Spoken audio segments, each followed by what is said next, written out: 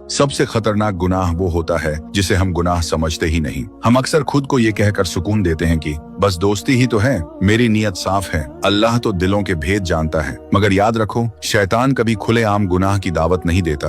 वो बहुत शातिर है। वो सच्चाई का मुखौटा पहनकर, इल्म की बातें करके और शराफत के लिबास में दाखिल होता है। आज की सबसे बड़ी जंग यही है। ये कहानी फ्री विल की नहीं, बल्कि उस धोखे की है जिसे हम अपनी आजादी समझते हैं। एक दीनदार लड़की थी जो अपने रब को राजी करने की जिद जहद में मशरूफ थी। अचानक फोन वाइब्रेट होता है, एक नोटिफिकेशन, एक अनजान मैसेज। लड़का बहुत तहजीब तमीज से बात शुरू करता है। कोई गलत बात नहीं, बल्कि उस लड़की की सोच और दीनदारी की तारीफ करता है। माशाअल्लाह, आपके ख्यालात बहुत गहरे हैं। काश हम सिर्फ दीन की बातों के लिए दोस्त बन सकें। यहाँ गौर करें, जाहिरी तौर पर कोई बुराई नहीं थी, मगर इंसानी फितरत है। जब कोई हमारी तारीफ करता है तो दिल नरम पड़ने लगता है। उसे भी अच्छा लगा, मगर दिल के किसी कोने में एक बेचैनी थी, एक खटक थी। याद रखो, अल्लाह ने हर मोमिन के दिल में एक इंटरनल अलार्म रखा है जो खतरे पर बजने लगता है। सवाल ये था, क्या ये वाकई दोस्ती थी या शैतान का बिछाया हुआ एक खामोश जाल? हम सोचते हैं कि जब तक हम कुछ बड़ा गलत नहीं कर रहे, हम सेफ हैं। लेकिन इस्लाम का उसूल है, सद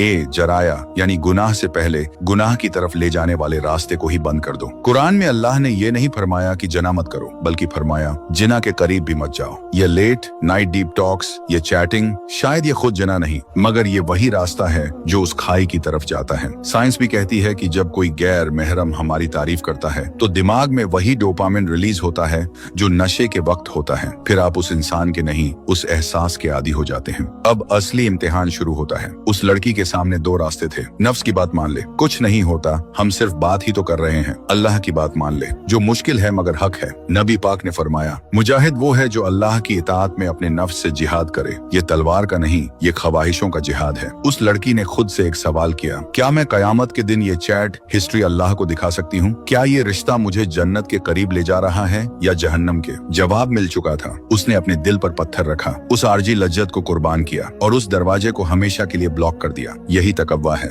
आज सोशल मीडिया ने हराम को आसान और हलाल को मुश्किल बना दिया है। अगर आप भी किसी ऐसे रिश्ते में हैं जिसका कोई शरीयत में नाम नहीं, जो आपको आपके रब से दूर कर रहा है, तो रुक जाएं, अभी रुक जाएं। अल्लाह का वादा है, जो शख्स अल्लाह के डर से किसी चीज को छोड़ देता है, अल्लाह उसे उससे बेहतर अता फरमाता है। फैसला आपके हाथ में है। आप अपनी फ्री विल को सस्ती ख्वाहिशों पर जाया करेंगे या उसे अल्लाह की रजा के लिए इस्तेमाल करेंगे? अगर ये बात आपके दिल पर लगी है तो कमेंट में अस्तगफिरुल्लाह जरूर लिखें।